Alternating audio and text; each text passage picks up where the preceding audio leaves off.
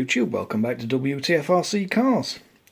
So this should be the third and final video of the lovely Vitavon 29mm diff cups. So we're going to be fitting this one in the front. And so on this one you want a little screw out of the back of the shocks, what retain this pin. So you want to back that out just enough to get the pins out. Fold both shocks up out the way, and then we're going to undo both these little grub screws to free the sway bar off, and we're going to undo that one, that one, that one and that one. And not sure if we need to remove the bumper attachment. I think we might do, because of the way the top comes off and the diff comes out, so we'll get that removed as well. 2 screws at front, 2 screws at back. So just quickly, the retaining screw out of both sides, pins out at front at shocks, fold the shocks up out the way, then 4 screws, the 2 little grub screws, and then these 4. So we'll get all them removed and carry on from there. Right, so that's the bumper attachment gone, shockers are up out the way, sway bar's loose, and the 4 screws are out of that. So we can take that off, and then if we rotate the little diff output drives and then try and get the diff out. Now I'll try and do this with one hand, but it's easier said than done.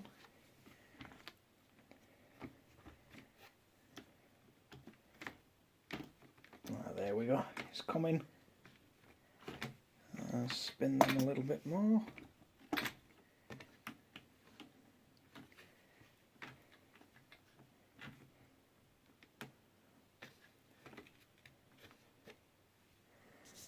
Right, so that's the diff out. So just like the other two, I'm going to clean it up a bit and get them 4 screws out. So I'll get it cleaned up, get them screws out, and then we just need to disassemble this diff and lay it all out in the order it comes out of this whole diff cup. Right, so same as any others, that's his diff laid out, all took to bits. So now we need to get the screws out of here and his grub screw and start assembling this one. So I'm going to start by transferring the bearing over, then I'm going to put the output drive in, then the little washer, and then put the rest at shims in and get the pin through.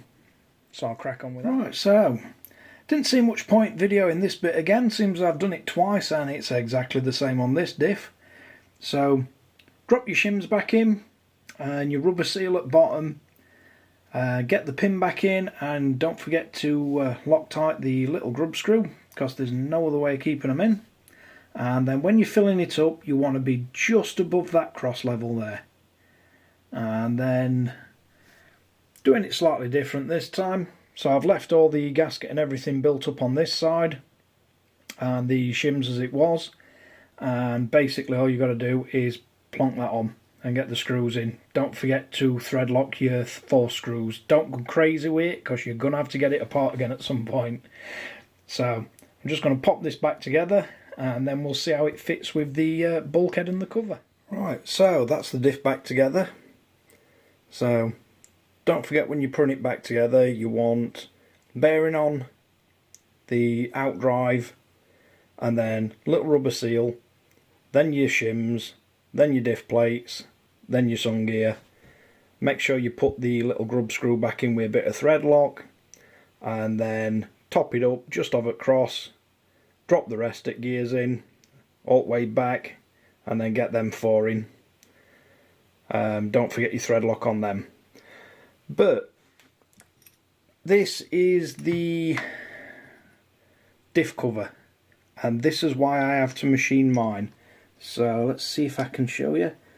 So if you sit that on, it should sit in the diff cover, and it doesn't.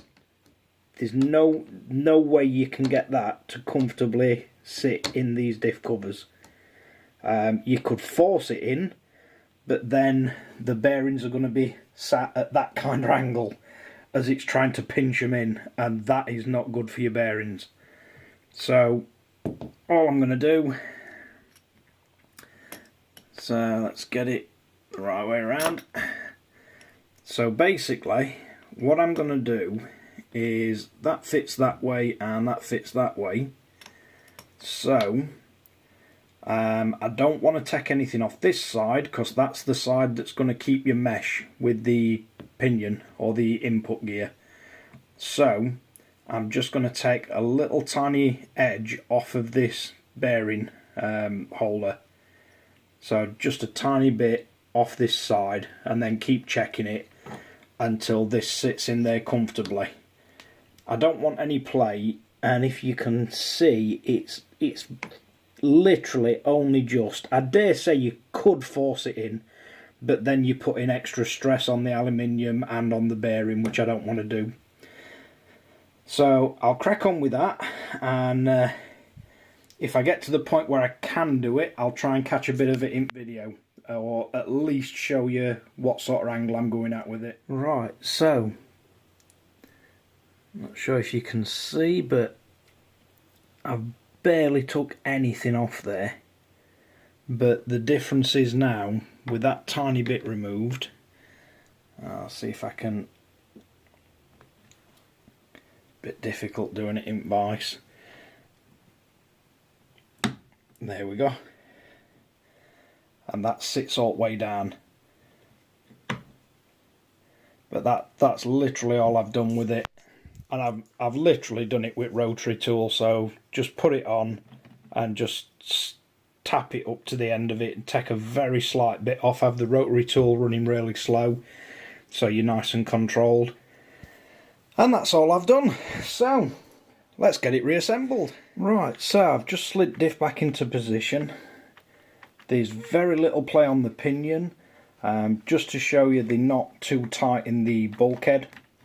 So you can slide it back and forth if I can get it on camera. It's a bit difficult to show you, but you can slide it, but it will not move left and right at all. So right, the next one, we need to get a bit of grease in there and get the cover plate on. Right, so putting it back together, you want your diff in, make sure your drive shafts are in, put your diff cover on, and you can fasten these two little grub screws to get your sway bar back on. Put these 4 screws in. It's worth putting a tiny bit of thread lock on them. Then you want to drop your suspension arms back down, pins back through, and tighten both them up on both sides. A little grub screw at back. Drop the little plastic bumper part in and the 4 screws back in, and we are done. So that's 3 aluminium diffs, diff housings fitted in the Vitavon diff cups, or bulkheads, or whatever you want to call it. We've also got the hubs and the rear ones, and just checking this one now. So the diff's functioning as it should do, and see if I can jam one wheel up, and that's driving the pinion and spur on the motor. So hopefully that should be the last time I touch them for a while. It's been fun. There's different ways of shimming these diffs. Not entirely sure which is best, to be fair. Read up plenty of different ways of doing it and make your own decision. You can definitely alter the way the diff works by where you put the shims and how many you put in. Don't put too much in, else it'll jam your diff up and then it'll not work at all and it'll feel bloody awful. But yeah, thanks again for watching Wtf Rc Cars. If you like and subscribe. Don't forget to hit the notification bell.